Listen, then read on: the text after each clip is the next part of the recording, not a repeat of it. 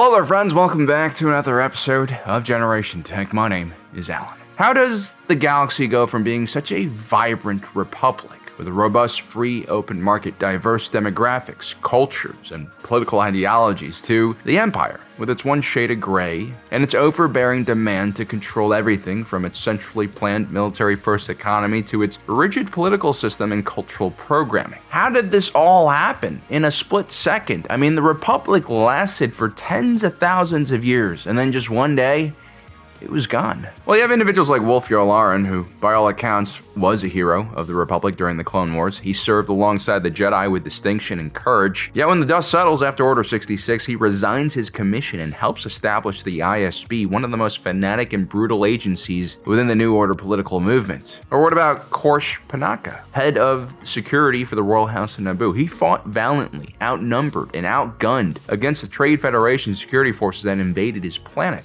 But once the Republic collapsed and turned into the Empire, he became an Imperial moth of the Chamal sector, and he essentially stripped away all power from Naboo's government and took it for himself. This is the same government he had sworn to protect and serve. It's easy to curse Wolf Yularen and Korsh Panaka for directly betraying the values that they swore to uphold. It's easy to paint them as villains, but if you take a closer look at these individuals and the motivations behind their actions, what we'll find is a far more, I think, terrifying phenomenon. In their minds, they just kept doing their job. They didn't notice that the system around them had changed what that job meant. Wolf Yularen came out of retirement not for power or control over some new spy agency. He had a deep background in research and intel. During the hunt for Admiral Trencher in the Battle of Christophsis, we see this side of him in action, and he is very competent. When the New Order arises from the ashes of the Republic, Wolf Yularen answered the call of service. He believed he could bring stability to the galaxy.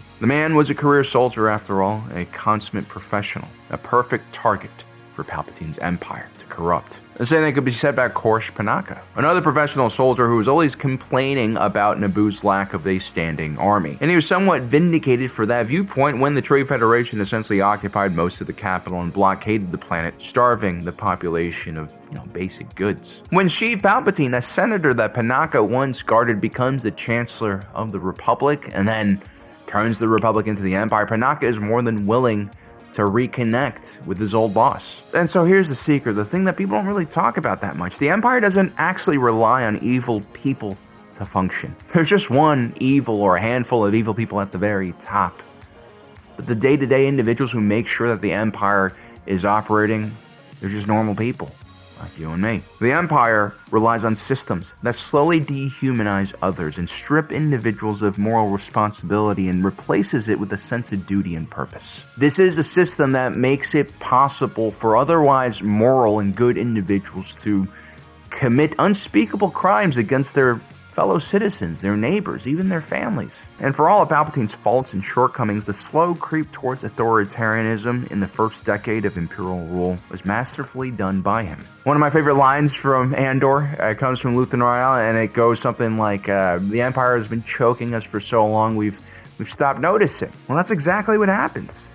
He describes this moment perfectly. One of the most important parts of Palpatine's plan starts off with the economy. Whether it's the Nazis or the Soviets, when you take control of a large portion of the economy and create a command system that controls the means of production and labor forces and what is being produced, you control the most important parts of every person's life in your empire, their job, which is directly tied to their well-being and purpose in life and to if their family can survive. Not only is a command economy far less efficient than a free market, it also allows for authoritarian states to have far more direct control over the lives of their people. It's all about the concentration of power. It's not about socialism. It's not about taking care of the people. It's not about even making the nation strong.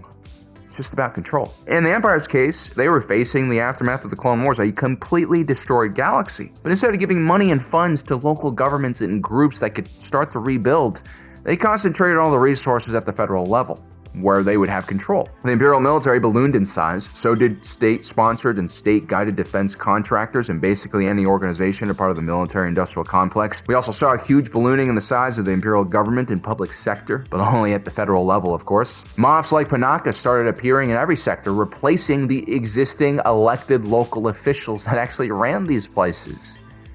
And soon, Palpatine had everything in his palms. So what do? in that case? Well, first, you never squeeze the population too hard. That's what Palpatine did after Aldani, and well, the rest is history. He lost control. Instead, you gotta be gentle, you gotta be sly, you gotta change the culture ever so slightly. Move and shift the Overton window in your favor. You need to destroy the moral principles and values that guard societies from this kind of evil. You promote cynicism, not to protect people from, excessive belief in things, but to make sure that they don't believe in anything, including an alternative form of governance. You normalize cruelty, you normalize government overreach, and you create enemies, both fictional and real, to justify your actions. At the same time, you destroy the individuality of your civil servants as much as possible and replace that with a set of guidelines, protocols, and a system. Ideally, you don't really want these people thinking too much for themselves. And it all begins with bureaucracy.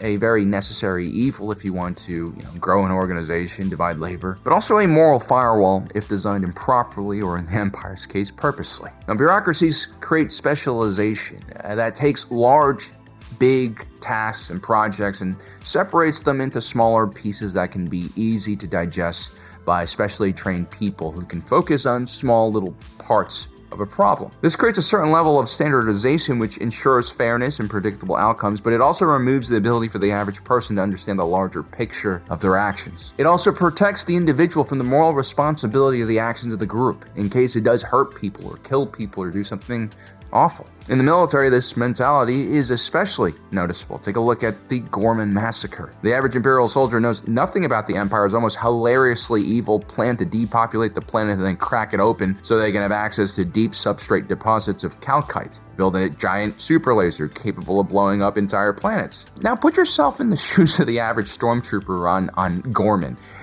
If someone told you that story I just told you, you would laugh them off. You'd think they were either crazy or a conspiracy theorist. I mean, I know I would. I would totally not believe that story because it makes no sense. And that's the thing. Don't judge a person's worldviews until you see what they've been feeding their minds and soul, man. Then you'll begin to understand. Most of us, including myself, would be eating up the official Imperial narrative on Gorman, especially the younger cadets and troopers who don't know any better. The Gorman were occupied because of civil unrest, economic sabotage, and exploitation, and worse, there was now a small fringe extremist movement attacking the Empire and its loyal Imperial citizens. And so if we took a look at the participants of the Gorman massacre on the Imperial side, all of these individuals were given, I would say, relatively legal orders. They were following protocol. There's a large rally being held. Imperial troopers are brought in as crowd control. They are here to protect the infrastructure of the city and the businesses and the civilians who live in the area from potentially violent protesters. The Gorman, as we find out, were heavily armed and prepared to take violent action as well, which only, strengthens the Imperial argument here. Everyone at that protest on the Imperial side is more or less just following protocol. Except for one individual, the ISB marksman that is planted there, who basically creates a false flag operation, by shooting one of the Imperial patrolmen that is in the middle of the square, which of course kicks off a massive firefight. Once again, put yourself in the shoes of the stormtroopers. Imagine seeing that one squad of babyface Imperial troopers get ripped apart by the crowd, and then suddenly you're taking random blaster fire from the crowd, and you're surprised that they started firing back indiscriminately, especially if they aren't trained properly for de-escalating these kinds of situations. Now, some people might describe this viewpoint I'm espousing as, both siding or fence sitting, but you misunderstand me. In a lot of ways, people who make those accusations, they're a part of the problem. They might be on the right side of history, but their thinking patterns are exactly the same as the authoritarians they fight. And that makes them extremely dangerous in the long run. This is why many real revolutionary movements overthrow dictatorships and then just launch their own dictatorship shortly after. The American-backed Shah in Iran was overthrown in a very broad popular movement by the people of Iran. And at the vanguard were thousands of brave young students. But those same revolutionary leaders were all rounded up, jailed, and executed by Islamic clerics who actually took control afterwards. The truth is, extremism, it's a disease, no matter which direction you look at it, because extremists by their very nature are unable to compromise. Extremists demand purity, they demand perfection, and they always create enemies out of normal people who are just trying to get through the day but are swept up in the chaos of it all. They turn away potential allies. They turn away potential friends to the revolution because they see everything as just black and white. And extremists are oftentimes driven by emotion, by self-righteousness. And this is why they oftentimes don't think rationally about what they're doing. And their violent actions are oftentimes exploited by the very authoritarians in power and used as a justification for increased security crackdowns. Those Imperial troopers weren't shooting unarmed civilians. They were shooting rebel agitators and terrorists. That's the language the Empire uses to absolve their soldiers of their sin. And all it takes is just one brush with Saw Gerrera, and suddenly those words become true to the average Imperial trooper. The Empire desperately needs to dehumanize and label the other side as irredeemable. And so that false flag attack was just the icing on the cake, which made these soldiers angry or afraid. And when we enter such emotional states, our prefrontal cortex, the part responsible for empathy, restraint, and moral reasoning, gets overridden. Control, oxygen, blood shifts to the limbic system, the older, more primitive part of the brain designed for survival, threat detection, and violence. You're no longer thinking strategically, you're thinking tactically, and that's when you get into trouble. Now, when I was a younger man, I covered a lot of protests, but one of the protests that really affected me the most was the Umbrella Revolution in Hong Kong. This was back before the Hong Kong police was completely militarized. I remember looking at the faces of these officers responding to the protests, especially at the more disorderly Mong Kok site, where a lot more fighting at night was happening. A lot of these police officers were terrified. I could see it on their faces. They didn't sign up for political repression or to fight people in massive melee battles. They became cops to uphold the law, and now you had these pro-democracy activists blocking traffic and creating disruption, which is a big no-no in the local culture. And when I saw all that uncertainty on those officers' faces, I realized these are the people you gotta reach. It's the frontline fighters for the regime. These guys are literally just following orders. I mean, there's an entire training system and culture in the Hong Kong police designed to keep people in line and following protocol. And before that incident, before the Umbrella protest, I mean, the Hong Kong police were known and well respected all around the world as a very clean and legitimate policing force. And it was immensely sad seeing these police, these Hong Kongers, turn against their own people. All because some very powerful people very far, far away from Hong Kong wanted all of this violence and fighting to happen. Because at that point I realized, you can't really kill the Empire by killing all of its soldiers. It doesn't matter how many Death Stars you blow up. Every Imperial you kill, you're gonna leave behind orphans, you're gonna leave behind family and friends that are going to become radicalized and want to fight the rebellion. Mon Mothma always understood this, and while she had a lot of weaknesses and blind spots, she understood that the message of the rebellion, the hope and optimism, the welcoming arms they gave to Imperial defectors, that was the key to defeating the Empire. The rebellion was able to do what it did because of mass defection. There was no purity test when Imperial troopers started lining up at the rebel checkpoints and handed over their weapons. Even the occasional stormtrooper suicide bombing didn't shake the New Republic's resolve to welcome these souls back into galactic society. It's already hard enough for people to defect from the Empire. I mean, don't give them another reason to stay. Take a look at individuals like Panaka. He was loyal to the Empire because he was born during a time when a planetary defense force was all the people on Naboo could rely on. There was no federal military when the Trade Federation came and killed so many of his people. All he had at his disposal during that battle was a wing of fighters and a few dozen security guards and one or two combat speeders to defend a planet of billions against an evil mega conglomerate. He's not a fascist, he's not an authoritarian. He's a guy given a job that was almost impossible, yet he still courageously tried his best. It's terrifying that someone as solid as Panaka would join the Empire, but that is how things work sometimes. The Republic had overcorrected and completely abandoned its mandate to protect the people of the galaxy. And finally, when the Empire rises and the Emperor allows them to become this moth and gives them access to all of these military tools, of course Panaka is going to take it. His goal has always been to make the people of Naboo safe. He has no idea what Palpatine is. Most of us don't. Only Star Wars fans do, because we've seen all the movies. And by all accounts, Moff Panaka was one of the least corrupt moffs in Imperial history. He didn't use the office to enrich himself. He actually built a very plain cabin on one of the moons of Naboo, and he lived a pretty simplistic and minimalistic, life. In a lot of ways, I think Palpatine used him like, he's kind of like a useful idiot in some ways. Panaka probably doesn't understand how to run an entire sector. He doesn't have a background in politics. He doesn't really understand the economic side of his job. He's a soldier. He's focused on defense. And so I'm going to guess he's relatively blind to what's actually happening to his people on the ground, right? There are other forces at play.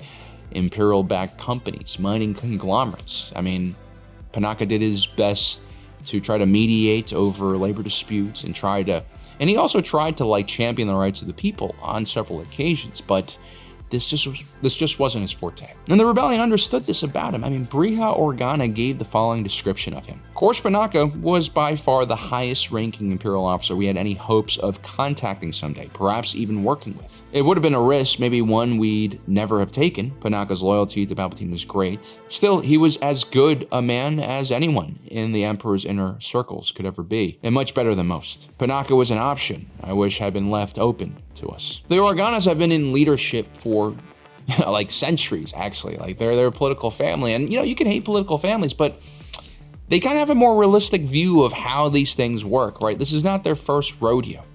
And instead of dehumanizing Panaka and just seeing the uniform, they looked inside of him. They looked at his character, at what he stands for, and why he serves the Empire. And they made an assessment that they can work with this guy. But in 3 BB1, that chance was taken away from the Organas when another rebel faction led by the extremist Saw Gerrera saw an opportunity to take out a high-ranking Imperial Moff. They plant a bomb in his little tiny wooden cottage and blow him into a million pieces, killing him. Obviously. Shortly after, Bail Organa vowed to rein in the partisans, creating a bigger divide between the two factions. Extreme people, they also aren't necessarily evil. At least in my interactions, I do enjoy talking to all types of people. And I find people with extremist views, honestly, sometimes the most interesting. But a lot of times, these people are very emotional. A lot of these people actually have trauma. Some of these guys are a little mentally imbalanced. And unfortunately, a lot of these people, not to sound arrogant or like an asshole, but they really do have a rudimentary understanding of how things work. And it's like you have to have a very basic understanding of how things work to adopt such a black and white view of the world, which is the problem with extremism, right? There's no compromise. There's no seeing the other side as human. They're just the enemy and they need to be destroyed. These are not the thoughts of a thinking person or someone who's completely thought out their position. This is the kind of person who needs to dehumanize the enemy so that they can do damage to them. And I say this as someone who is very emotional and someone who has the capacity to be extreme, very extreme. And, through a lot of trial and error, I've learned that you can't be like this. It's just not worth it. You can do so much damage to people without even understanding what the fuck you're doing. And so, over the years, I learned empathy and understanding. I mean, these are the most important things in your arsenal when you're approaching a situation like this. Violence, emotions, those things are always going to be there for you. I mean, you can tap into that any second you want. But so few of us are focused on de-radicalizing the opposition, showing them empathy so that they start to question their own lack of it. Like when Zeb Aurelius saved Alexander Callus, when Han forgave his own son for killing him. In times of great chaos, when everyone is throwing haymakers, those people are the only ones that can bring us back from the brink. And that is so important because in every war, in every major conflict, the people who are dying are ordinary people, usually young men, who have not even lived their life. And they're given a gun and told by some asshole to go kill the other side without even understanding what they're fighting for. That needs to stop. And I do have to make this clear. Understanding how ordinary people become instruments of tyranny is not the same thing as absolving them of responsibility. Actions have consequences, and if we do not apply those consequences, well, then we go down a very dangerous path as well. You see, the revolutionary business is not for the lighthearted. That's why most smart people stay away. This is not a game. This is a very complex situation full of real people. Individuals all with their own paths in life, not caricatures you see in pop culture. And if you make the wrong move, people get hurt. People go to jail. People can die. There's an extremely thin line that you have to walk. You go too far on one side and you become the villain that you're trying to defeat, and you go too far the other side and tyranny will steamroll your ass. Empathy for your enemy will definitely help. Think of it not as weakness or kindness, towards the people that you hate and find vile. Think of it as reconnaissance, if you need to. Scouting the manner in which your enemy acts and thinks. Understand where they come from and why they fight. I mean, there are so many ways to disarm a person without becoming violent, right? Not everything needs to be a frontal attack. Sometimes you could just chip away at their logistics, at their support system. And especially for these Imperial troopers, I mean, all they expect is violence and anger from the populace. That is probably what hardens their resolve in the first place. But you can try to disarm them by treating them like humans. That'd be unexpected. You know, I've been lucky to have a lot of very smart people in my life, like my father-in-law. He's a psychologist, and I remember one of the first times he met me, I was a much younger man. He recognized I was a very political individual. He had also been very political in his youth, and you know, he gave me this one lesson about communication that I still remember to this day, and it's a strategy I use all the time. Basically, told me, hey, Alan, like, when you go into a political argument, what happens is, if another person perceives you as an enemy, as a person on the other side, most people, their brains will shut off completely and stop listening. And so no matter what you say to them, they will receive that as a threat and either not remember what you said, or they will try to somehow oppose it and fight it. And so how do you reach people like this? What you got to do is find common ground. It doesn't even need to be political. It could be something as simple as, I hate dolphins. Do you hate dolphins? You have to build trust at an individual level, piece by piece. Maybe they won't agree with what you have to say today, but if you speak from the heart, if you speak from truth, maybe later on in the day, next week, a few months down the road, those ideas that you have shared with that individual, they'll probably pop up in the back of their mind, and maybe they'll adopt some of those ideas. Because that's how it works. You got to make sure that people are actually listening to what you're saying and not fighting you.